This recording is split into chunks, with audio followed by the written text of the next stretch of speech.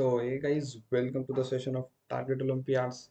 Today we are gonna be learning and getting the knowledge about the next history chapter, our society and colonism. Okay, so our chapter is forest society and colonism. तो इसमें हम लोग क्या जानेंगे? इसमें हम लोग जानेंगे कि पुराने समय में बेसिकली ब्रिटिश के समय में इंडिया में और एक और कंट्री के बारे में कुछ जानेंगे, हल्का सा इंफॉर्मेशन। ब्रिटिश के समय में इंडिया में फॉरेस्ट का क्या हाल था वो सब हम लोग जानेंगे इस चैप्टर में।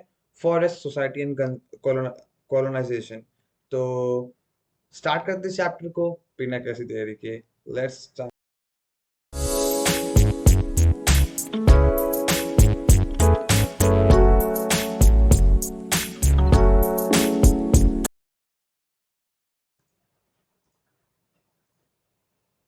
Mic check, mic check. ठीक है, सो देखो, सबसे पहले हम लोग बात करेंगे फॉरेस्ट हमारे लिए यूजफुल क्यों है। ओके,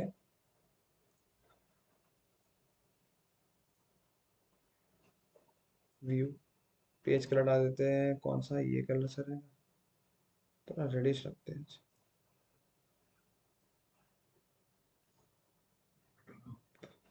ये सही है, चलो। तो जानते हैं हमारे लिए forest colonial society and colonialism. पहले चैप्टर के नाम से कुछ समझते हैं। Forest society and colonialism. कॉलोना कॉलोनाइलिज्म।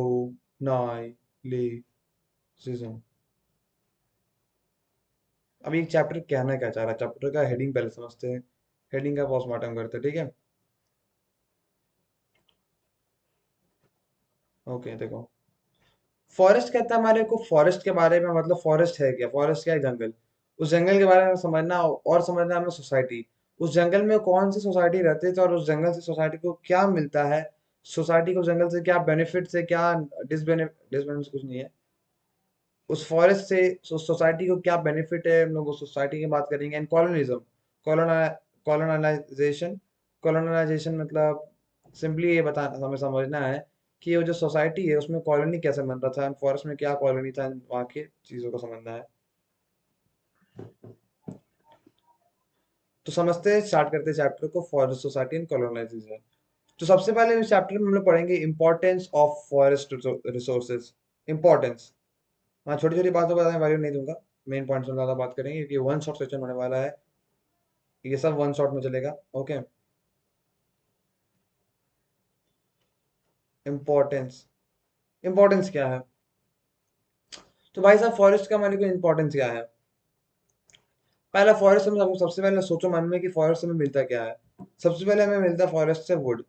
We get wood for making different thing, different furniture things and etcetera. आगे, हमें फॉरेस्ट से मिलता है ऑक्सीजन। आप उसको नॉर्मल लैंग्वेज में लिख देना, मैं आपको बस बताने के लिए वर्ड्स लिख रहा हूँ। So we get oxygen from the forest to breathe and, okay, समझ गए। इट प्रिवेंट्स सॉइल इरोजन, ठीक है।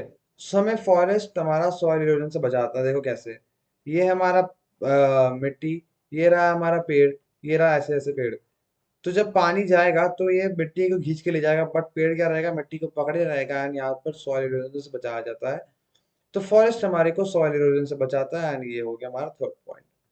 फोर्थ पॉइंट क्या होगा, ये हमारा क्या करता है, ये हमें फूड देता है। एक तरह से ये हमारे तो मैं हमें फूड देता है। फूड देता है मैनी थिंग।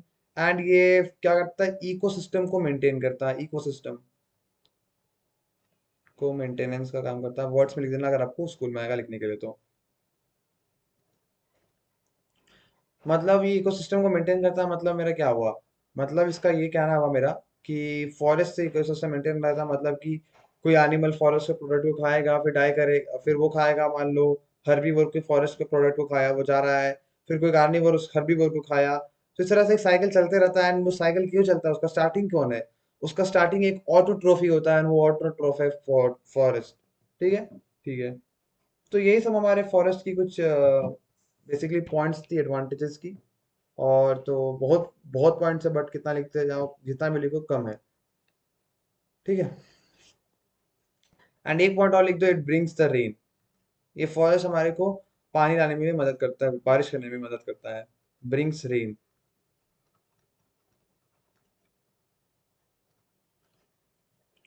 तो ये सब कुछ पॉइंट्स थी फॉरेस्ट के बारे में, एडवांटेजेस। अब हम बात करेंगे कॉलोनिज्म एंड डिफॉरेस्टेशन। इस चैप्टर में बेसिकली क्या है, इस चैप्टर को हम अगर बात करें एक बार में, तो इस चैप्टर में सबसे पहले आपको बताया जाएगा कि फॉरेस्ट है क्या, फॉरेस्ट का बेनिफिट क्या है। फिर बताया जाएगा कि फॉरेस्ट को हम लोग कॉलोनिज्म एंड डिफॉरेस्टेशन से कैसे खराब कर रहे हैं, उसके बारे में बताया जाएगा। फिर बताया जाएगा कि फॉरेस्ट को सुधारने के लिए ब्रिटिश ने क्या किया, किसको लाया, उसने क्या किया, और उसने फॉरेस्ट को सुधारने के लिए क्या क्या चीज का उपयोग किया। उसके बाद सिखाया जाएगा कि जब हम लोग फॉरेस्ट को सुधारने जा रहे थे, तो जब हम लोग फॉरेस्ट को सुधारने का मेथड को यूज कर रहे थे, तो क्या क्या प्रॉब्लम हुआ उन लोगों को जो फॉरेस्ट में डिपेंडेंट है। फिर उसके बाद हम लोग पढ़ेंगे कि दो दो जगह के बारे में पढ़ेंगे, दो डिफरेंट कंट्रीज के, दो डिफरेंट प्लेसेस के बारे में पढ़ेंगे कि उस दोनों में क्या क्या बात हुई। एंड देन हम लोग पढ़ेंगे फॉरेस्ट को कैसे बचाना है। तो ये इस चैप्टर का फ्लो चार्ट है। तो आगे बढ़ते हैं। कॉलोनिलाइजेशन, कॉलोनिलाइज्म एंड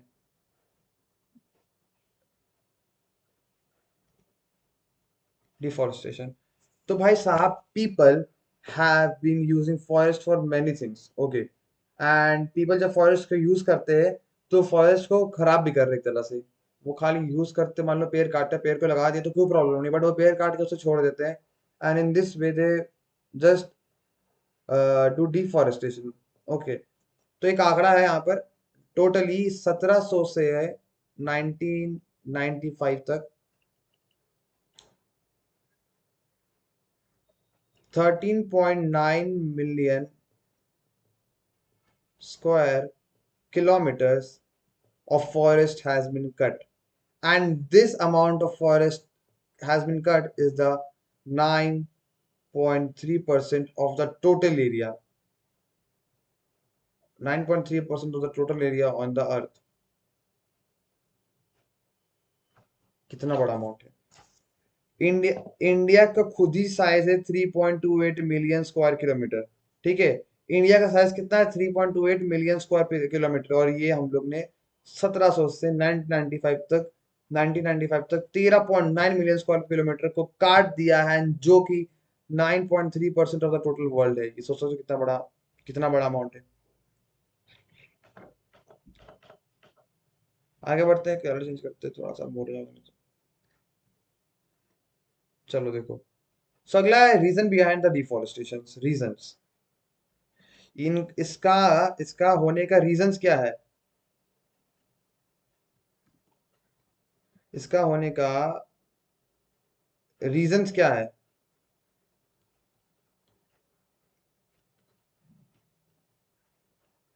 समझो।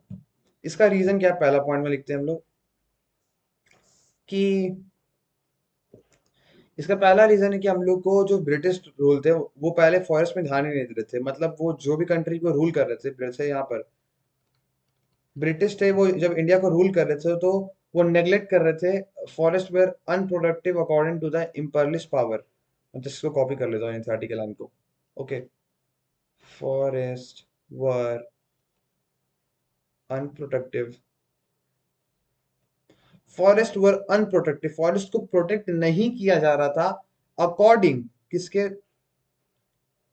अकॉर्डिंग टू द, वो जो कंट्री को चला रहे थे। जैसे फॉर एग्जांपल उस समय इंडिया को कौन चला रहा था, ब्रिटिश चला रहा था, तो वो ब्रिटिश को बोलेंगे हम लोग according to the imperialist power, ठीक है।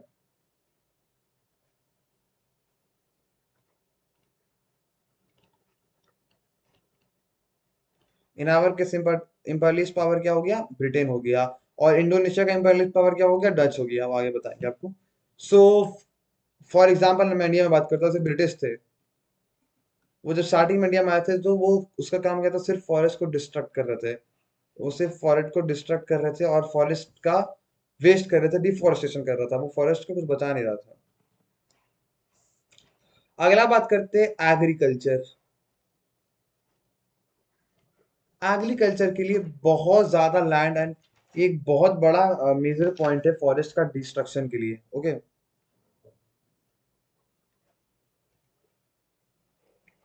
सो आपका ये जो एग्रीकल्चर, ये मेजर पॉइंट है for the destruction of the forest.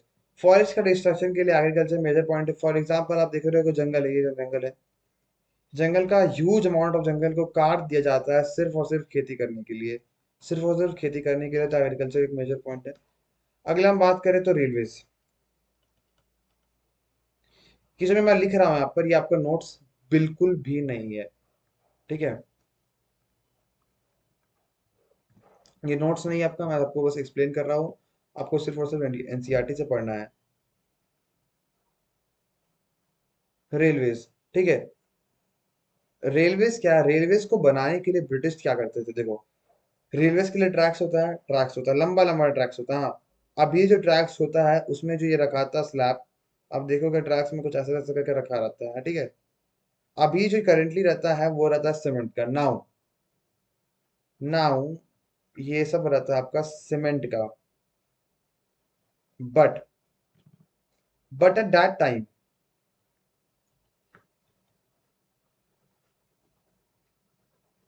ये सारे चीज रहते थे वुड के। अब सोचो, इतना बड़ा बड़ा ट्रैक, इतना बड़ा बड़ा ट्रैक बनाने के लिए कितना वुड लगेगा। सो रेलवे के लिए बहुत सारा वुड वुड लगा। अगला बोट्स, बोट बनाने के लिए भी बहुत ज्यादा वुड का वेस्टेज हुआ।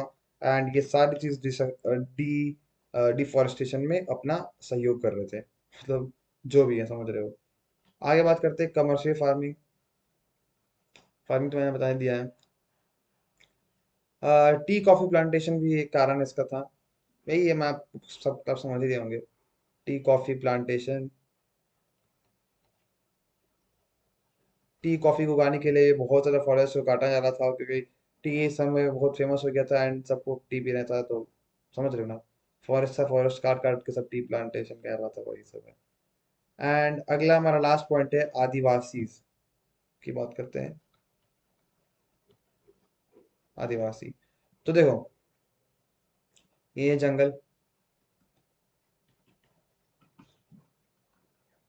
ये जंगल में रहते हैं आदिवासी। आदिवासी, अब उस आदिवासी को खाना पकाना है, क्या करेगा? पेड़ काटा, आग लगाया, खाना पका दिया। अब उस आदिवासी को घर बनाना है, इतने सारे पेड़ काटा, लिया, घर बना दिया। अब उसको हर दिन खाना पकाना है, हर दिन कुछ कुछ पेड़ काटेगा, खाना पकाएगा। और भी बहुत सारे फंक्शन के लिए वो टोटली टोटली फॉरेस्ट डिपेंडेंट है।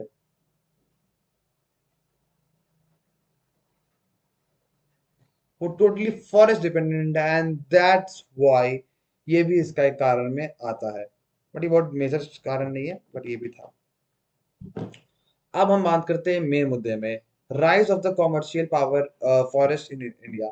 अब ब्रिटिश को लगा कि भाई, कि भाई, अरे जा, पूरा फॉरेस्ट हम लोग बर्बाद कर रहे हैं। फॉरेस्ट, क्योंकि ब्रिटिश सोच के आए थे कि उन्हें इंडिया में रहना है, वो नहीं सोच के आए थे कि इंडिया में रहेंगे फिर कुछ दिन बाद हमको भगा दिया जाएगा चप्पल मार के।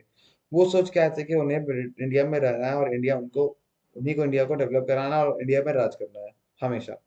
इसीलिए वो इंडिया को हर चीज को सुधारना चाहते थे। इसीलिए वो क्या किए कि सोचे चलो फॉरेस्ट को और डेवलप कराते, फॉरेस्ट को एक मैनेज वे में रखते हैं कि फॉरेस्ट खराब ना हो, फॉरेस्ट डिफॉरेस्टेशन में ना जाए। तो उसने एक डच एक्सपर्ट को लाया जिसका नाम था Dietrich Brandis. Dutch expert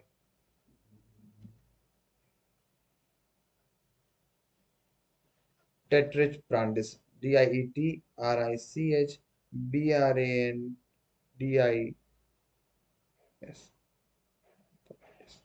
Dietrich Brandis. So Dietrich Brandis को उन्होंने लाया, और एक फॉरेस्ट एक्सपर्ट था, ओके।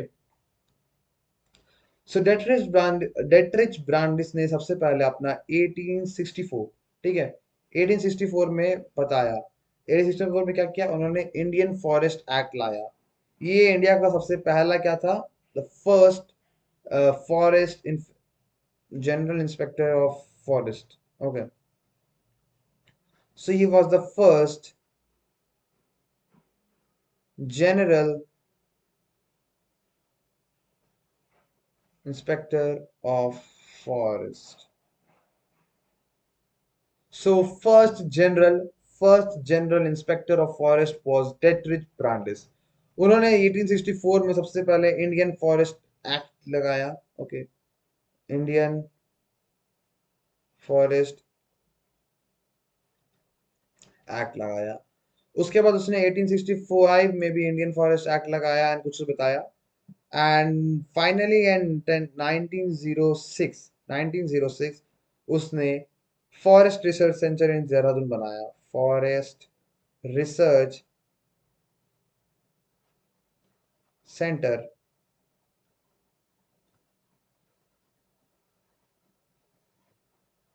देहरादून। तो उसने 1906 में पहला फॉरेस्ट रिसर्च सेंटर बनाया एट देहरादून। एंड क्या क्या काम किया? 1864 में इंडियन फॉरेस्ट लॉ लाया, एक्ट लाया। उसी को अपडेट किया 1865 में। ओके, 1864 1866 था ये, 1865 था हाँ। एक ही साल बाद उसे अपडेट किया, 1906 में उसने फर्स्ट रिसर्च सेंटर इन देहरादून बनाया। आगे बात करते हैं, उसने एक और बात की अबाउट साइंटिफिक फॉरेस्ट्री। इसमें क्वेश्चन डेफिनेटली अगर इस चैप्टर से क्वेश्चन आएगा तो।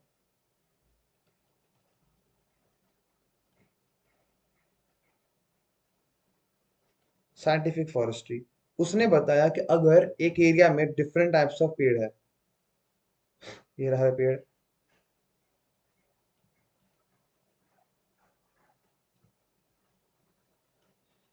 तो तुम उसको काट दो। कट गया, ऐसे ही पेड़ को तो नीड है ना, पेड़ का तो नीड है, काटना तो पड़ेगा। एक लिमिटेड, एक गवर्नमेंट एक लिमिटेड अमाउंट में उसको काट दो। और काट के एक ही टाइप का पेड़ होगा जिसका ज्यादा कमर्शियल वैल्यू है। ये गलत है, बट उसके हिसाब से सही था। डिफ कि इंडिया का वैरायटी को लोग बर्बाद कर रहे थे, इंडिया का वैरायटी को लोग बर्बाद कर रहे थे। डिफरेंट टाइप्स ऑफ पेड़ है, इसको काट डालो और एक टाइप ऑफ पेड़ उगाओ एक रो में, जिसका कमर्शियल वैल्यू ज्यादा है, जिसका कमर्शियल वैल्यू ज्यादा है। ये डेटरिच ब्रांडिस ने साइंटिफिक फॉरेस्ट्री को दिया एंड यही चीज इंडोनेशिया इंडस्ट्री में अप्लाई हुआ, मैं बाद में बताऊंगा। ठीक है, आगे बात करते हैं। ये तो साइंटिफिक फॉरेस्ट्री की बात है। अब उसने फॉरेस्ट को प्रोटेक्ट करने के लिए तीन चीज का यूज किया। फॉरेस्ट प्रोटेक्शन, प्रो प्रोटेक्शन,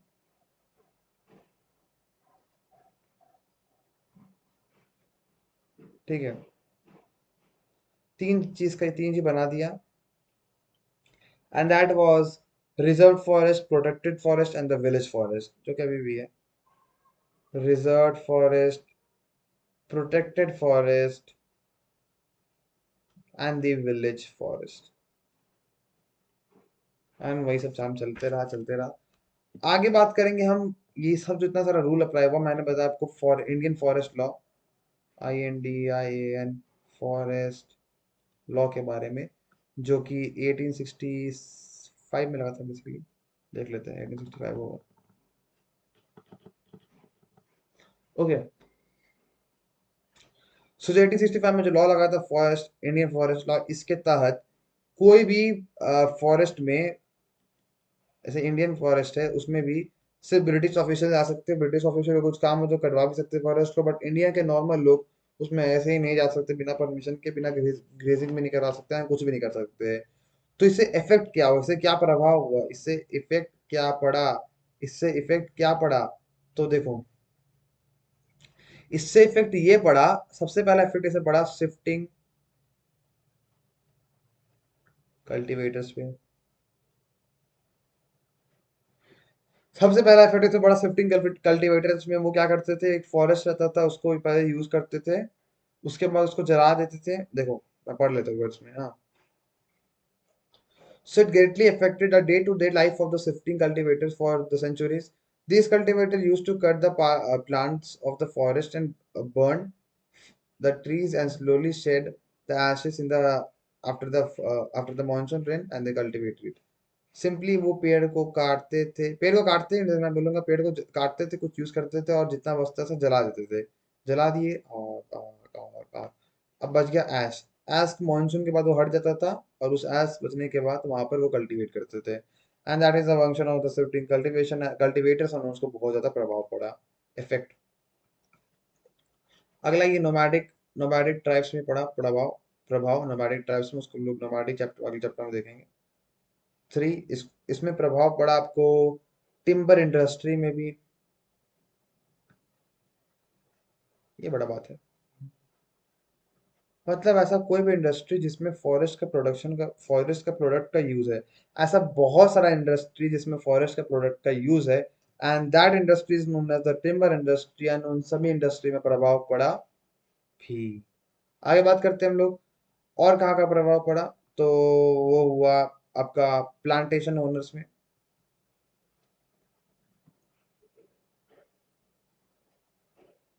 देखो ये क्या हो गया ना, क्या कहना चाहता है कि फॉर एग्जाम्पल ये फॉरेस्ट है, फॉरेस्ट को काट के अगर मुझे टी या कॉफी का बनाना है तो मैं नहीं बना सकता हूँ टी कॉफी का लैंड फॉरेस्ट को काट के। यही हुआ प्रभाव फॉरेस्ट ओनर्स में। बट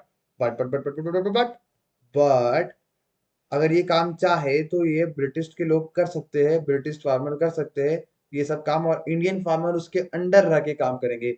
ये सब काम ब्रिटिश फार्मर कर सकते हैं बट इंडियन फार्मर्स को उसके अंडर रह के काम करना होगा। That was the Indian forest law. अगला बात पड़ा किंग्स में। किंग्स में क्या करते थे, वो करते थे निकलने शिकार। क्या करते थे, अपने पावर दिखाने के लिए क्या करते थे, शिकार। शिकार करने से उन्हें मना कर दिया गया। एंड एक दो तीन पॉइंट लिखा हुआ है यहाँ पर, king Maharaja Surguja kill down 1157 tigers and 2000 leopards. बाप रे बाप। जॉर्ज ज्यूलर ब्रिटिश एडमिनिस्ट्रेटर किल 400 टाइगर्स, जो भी है। तो ये सब तो बात हुई आपका इफेक्ट, किसमें क्या क्या इफेक्ट पड़ा वो हम लोग पढ़ लिए। अब हम लोग बात करेंगे बस्तार और बस्तर और बस्तर और बस्तर और बस्तर और बस्तर। ठीक है, सो हम बस्तर और जावा के बारे में बात करेंगे, बस्तर और जावा के बारे में डिफरेंस और सिमिलैरिटीज को देखेंगे। सिमिलैरिटीज देखते हैं सबसे पहले। बस्तर कहाँ था और डिफरेंस भी सेम आ जाएगा, पॉइंट पे पॉइंट बात करते हैं हम लोग। हाँ, सिमिलैरिटी डिफरेंस नहीं दोनों पे। बस्तर कहाँ था, इंडिया में। जावा कहाँ था, इंडोनेशिया में। ओके, ठीक है। INDONESIA। बस्तर कहाँ था, इंडिया में थे। जावा कहाँ था, इंडोनेशिया में। बस्तर को कौन कंट्रोल कर रहा था, इंडिया को कौन कंट्रोल कर रहा था, आपका ब्रिटिश। इन लोगों को कौन कंट्रोल कर रहा था, इन लोगों को कंट्रोल कर रहा था डच। अब देखो यहाँ पर भी यहाँ पर भी एक लॉ लाया गया, साइंटिफिक फॉरेस्ट्री को माना गया, यहाँ पर साइंटिफिक फॉरेस्ट्री को अप्लाई किया गया। Scientific forestry were applied, and यहाँ पर भी साइंटिफिक फॉरेस्ट्री को अप्लाई किया गया। अब देखते हैं दो तीन बातें और समझते हैं अच्छे से। यहाँ पर दोनों में रेवोल्यूशन के बारे में हम लोग तो पढ़ते हैं, दोनों का रेवोल्यूशन। सबसे पहले हम लोग पढ़ेंगे बस्तर के बारे में। बस छोटी सी पहले बात देख लो, ये बस्तर छत्तीसगढ़ के सबसे नीचे में है, आंध्र प्रदेश और महाराष्ट्र के बॉर्डर में। तो हम लोग कहते हैं bottom of, located on the bottom of Chhattisgarh. ठीक है, आगे बात करते हैं बस्तर यहाँ कहाँ लोकेटेड था, तो जानिए बस्तर में बहुत टाइप्स के लोग रहते थे। गौंड्स, धुरवा, गौंड्स, धुरवास, हलवास, एक्सेट्रा, हलवास, बत, भतरास। ठीक है, भद्रास। ओके, तो इन टाइप के लोग रहते थे पर, गौंड, धुरवास, हलवास, भद्रास, ये रहते थे। यहाँ पर धुरवास एक एरिया में रहते थे और धुरवास का एक लीडर था गुंडा धुर। गुंडा आदि था, गुंडा धुर, गुंडा धुर। ठीक है, गुंडा धुर को आया भाई गुस्सा। गुस्सा क्यों आएगा, जंगल जब मेरा है तुम उन्हें नहीं आने दोगे तो गुस्सा नहीं आएगा। देखो अंग्रेज क्या बोल दिए थे, अंग्रेज बोल दिए थे कि ये जंगल है जो, इसमें फॉरेस्ट विलेजर नहीं आ सकते, विलेजर उसका यूज नहीं कर सकते, विलेजर उसमें ग्रेजिंग नहीं करवा सकते, विलेजर कुछ नहीं कर सकते। जो कुछ कर सकते हैं वो हम ही है। अगर तुमको अंदर आना है, अगर तुमको आना है अंदर, तो you have to pay a tax.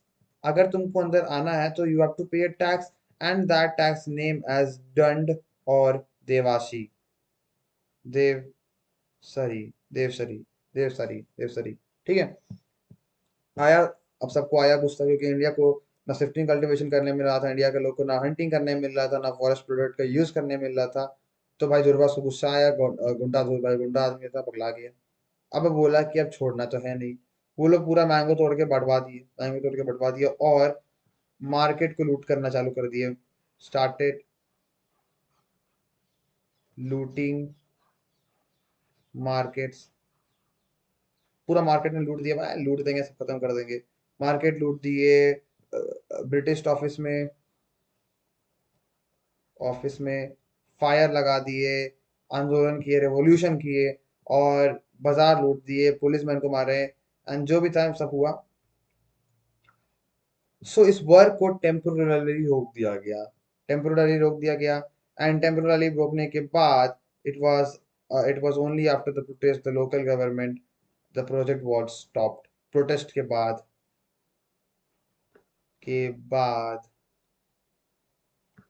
ये स्टॉप हो गया। मतलब गुंडाधुर और दूरवास की प्रोटेस्ट किया, उन्होंने आग लगाया, दुकान में सब तोड़ दिया, फोड़ दिया, मोड़ दिया। तो इससे क्या हुआ, वो प्रोजेक्ट रुक गया। ये था। कहाँ की बात हमने बात की यहाँ पर, बस्तर की, यानी इंडिया की। मतलब बात करेंगे जावा की। सो जावा बस आपको सेम चीज रहेगा, सब चीज सेम है, बस आपको नाम नाम अलग अलग रहेगा, और नाम याद करना थोड़ा सा टफ रहेगा। सो जावा में भी क्या हुआ आपको, यही सब हो रहा था, उन लोगों को रेस्ट्रिक्ट कर दिया गया यूज करना, जो भी था सब था बंद कर दिया, नहीं करना यूज, तो ठीक है। तो वहां भी एट द अर्ली वहां पर भी ग्रुप थे कालंगास। वहां पर भी ग्रुप थे Kalangs, which were the skilled forest cutters who are divided into मंत्रम। Okay, who is divided into मंत्रम, मतरम, मतरम। ठीक है, कालंगास कालंगास कालंगास डिवाइडेड इनटू मंत्रम। मतरम मतरम को मतरम लोगों को मतरम किंगडम के थे। मतरम किंगडम के लोगों को आया गुस्सा, भाई उसका जगह क्यों तुम बर्बाद करोगे। गुस्सा आया, वो लोग अटैक कर दिए डच पे। उन लोग डच डच फोर्ट पे अटैक कर दिए, रिवॉल्यूशन चालू कर दिए, वही बाजार तोड़ दिया। फिर under the new law the, और उस लॉ के तहत, अंडर द लॉ, उस लॉ के तहत विलेजर्स रह सकते थे वहां पर। मतलब फॉरेस्ट में विलेजर्स रह सकते थे, बट विलेजर्स को पे करना था टैक्स। विलेजर्स को पे करना था टैक्स।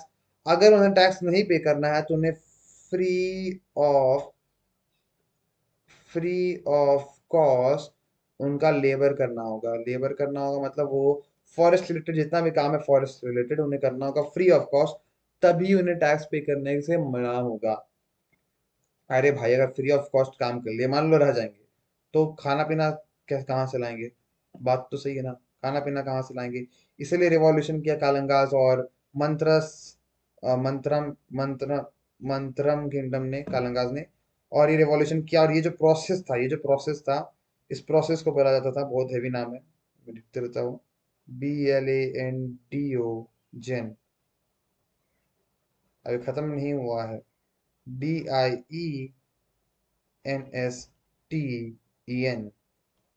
ब्लांडो, ब्लांडोज, ब्लांड ब्लांडोज, ब्लांडो, ब्लांडोन, ब्लांडोन जिंडिस्टिन, ब्लांडोन जिंडिस्टिन। जो भी था ये नाम, इस नाम को आपको रट्टा मारना ही पड़ेगा। एंड इसी से रेंट लगा देते हैं फॉरेस्टर्स पे। उसके बाद बहुत ज्यादा रेवोल्यूशन हुआ, एंड वहां पर एक रेवोल्यूशनरी लीडर था, सुरोनटिको। मैं बोला ना, चीज वही है, चीज वही है, बस आपको नाम का स्पेलिंग याद करना बहुत टाइम लगेगा। समीन, गंदा से लिख दिया, वापस कर देते हैं।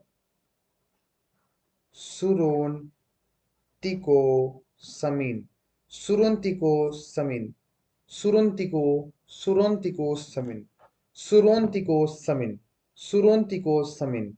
ठीक है, सुरोनटिको समीन ने क्या किया, वो लेठी गया कि मुझे काट दो तब तुम जंगल को काटना। तो समझ रहे हो ना, इतना सारा रिवॉल्यूशन किया तभी उन्हें आजादी मिलती है, बिना रिवॉल्यूशन के कुछ नहीं हो पाता है। सो हमने देखा जावा में क्या थे, कालंगास थे और मंत्रम किंगडम, कालंगास मंत्रम किंगडम, एंड ये सब था, हम दोनों देखे। आगे बढ़ते necessary for increasing the forest, यहाँ पर भी आपको यही बताया जाएगा फॉरेस्ट का यूज क्या है। It just maintaining the ecological balance, check the atmospheric temperature, providing natural habitat to the wildlife, precipitation के लिए यूज होता है, सॉइल को बचाने के लिए। फिर हम लोग बात करेंगे अभी हमारा अगला topic, that is how to method for conservation of forest. अब हम लोग देखो,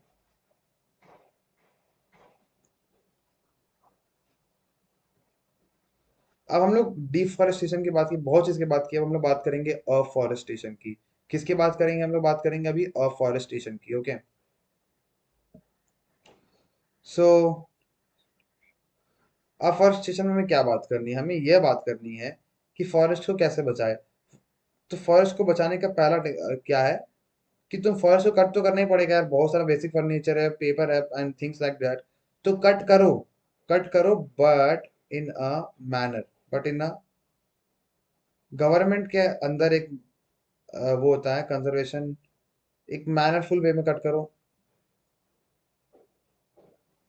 मतलब एक गाइडलाइंस होता है, उसके तहत कुछ लिखा हुआ है, कुछ भी होगा वो सब पढ़ के कट करो, मतलब अंदाजी कितना ही मत काट दो। ठीक है, काटो तो जितना काटो फिर उतना उगा भी दो, फिर अफॉरेस्टेशन भी करो, फिर सीड डाल दो, उतना उगा भी दो। मैं बस पॉइंट लिख रहा हूँ, वो समझा रहा हूँ, मैं आपको पॉइंट वाइज लिखना, आंसर दिखा नहीं रहा हूँ। फिर शिप को, मूवमेंट को आप प्रमोट करो, अवेयरनेस फैलाओ, अवेयर करो। ओके, अवेयर करो थ्रू वन महोत्सव मनाओ, वन महोत्सव, वन महोत्सव मनाओ। उसमें कैसे प्लांट प्लांट को डालना है, प्लांट लगाओ उसी दिन, उस दिन प्लांट लगाओ, प्लांट लगाने के बारे में इंफॉर्मेशन दो। ओके, अगला न्यूज़ मीडिया, टीवी से लोगों को बोलो कि प्लांट लगाने के लिए प्रमोट करो। एंड वुड कम काटो, ज़्यादा बिना वुड की चीज़ बनाओ, वुड को कम काटो। So these are the things that will promote forest. ठीक है, प्रमोट फॉरेस्ट। सो ये सब चीज़ें से फॉरेस्ट को प्रमोट किया जा सकता है। एंड यही सब कुछ बातें थी फॉरेस्ट को प्रमोट करने के लिए। ओके, अगला हमारा फॉरेस्ट से, वॉर से फॉरेस्ट को क्या इफेक्ट हुआ, तो ये मैं छोटे से मुंह से बोल देता हूँ बस। ठीक है, देखो, हाँ ठीक है। वॉर से क्या हुआ कि बहुत लोग वॉर में क्या करते हैं, जैसे कि फॉर डिफेंस वॉर में अपने आप को बचाने के लिए सिंपली पेड़ के पीछे छुप जाएंगे, उससे पेड़ में गोली लगेगी या पेड़ को लॉस होगा। और क्या करते थे कि अपने एरिया को सेव करने के लिए फॉरेस्ट को काट के गिरा देते थे और उसमें आग लगा देते थे कि तुम वहां से ना आ पाओ। बहुत लोग फॉरेस्ट को बिल्कुल काट दे रहे थे। आपको एनसीईआरटी पढ़ के आप जानना होगा, फॉरेस्ट को बहुत लोग बिल्कुल काट दे रहे थे ताकि वहां पर कोई छुप के मुझे हमारे कंट्री में अटैक ना कर सके। एंड इसके कारण, वॉर के कारण भी फॉरेस्ट में एक बहुत बुरा प्रभाव पड़ा। तो ये सब थी कारण। बेसिकली आप लोगों को ये चैप्टर बहुत इंपॉर्टेंट चैप्टर नहीं है जितना इंपॉर्टेंट आपका फ्रेंच रेवोल्यूशन, रशियन रेवोल्यूशन और नाजिज्म है। तो ये चैप्टर में मैंने आपको बता दिया वन शॉट में, इजीली आप समझ गए होंगे। And hope you like the video, and if you like please like the video and subscribe to channel target Olympiads. And I am ending the session. तो वीडियो को लाइक करना मत भूलना, चैनल को सब्सक्राइब करना बिल्कुल मत भूलना। I am ending with this video. Okay, bye bye friends, thank you, bye bye, bye.